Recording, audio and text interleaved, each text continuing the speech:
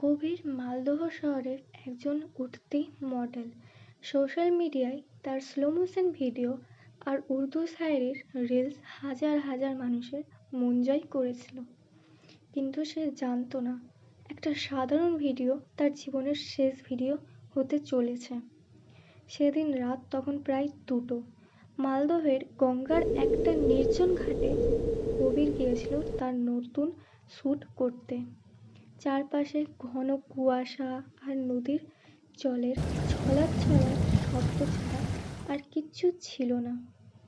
কবির তার tripod set করলো আর recording on করে নিজের সেই চেনা পোজ দিতে শুরু করলো। শুটিং শেষ করে বাড়ি ফিরে যখন সে ভিডিওটা এডিট করতে বসলো, তখন তার বুকের ধুকপুকানি বেড়ে গেল।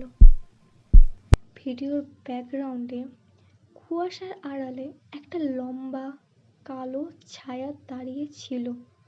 কবির ভাবলো হয়তো কোনো গ্রামবাসী হবে। সেই ভিডিওটা একটা ড্রামাটিক ফিল্টার দিয়ে আপলোড করে দিল। পরদিন সকালে উঠেই দেখলো ভিডিওটা ভাইরাল।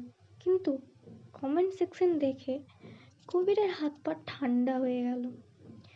সবাই একটাই কথা লিখছে, ভাই 7 সেকেন্ডের মাথায় দেখ ওই ছায়াটা প্রতিবার লুপ হওয়ায় সময় তোর গলার দিকে এগিয়ে আসছে, ওটা কি? সেই রাতে কবির যখন নিজের ঘরে একা ছিল, হঠাৎ তার ফোনের রিং লাইটটা কাঁপতে শুরু করলো। সে দেখলো তার ফোনের ক্যামেরা নিজে থেকেই অন হয়ে গেছে। স্ক্রিনে যা দেখলো তাতে ওর চিৎকার করার ক্ষমতাও হারিয়ে গেল।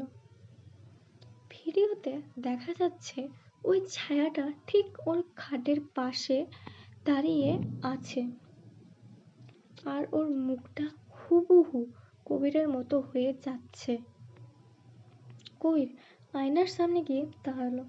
দেখলো তার আসল মুখটা কোনো ডিজিটাল ফিল্টারের মতো ফেটে যাচ্ছে। সে নড়তে পারছিল না, কথা বলতেও পারছিল না। তার সারা শরীর একটা স্থির পোজে আটকে গেল। ফোনের স্ক্রিনে শেষ একটা নোটিফিকেশন ভেসে উঠল, আপলোড সম্পন্ন হয়েছে। এবার তোমার আত্মা ট্রেন্ডিংয়ে আছে।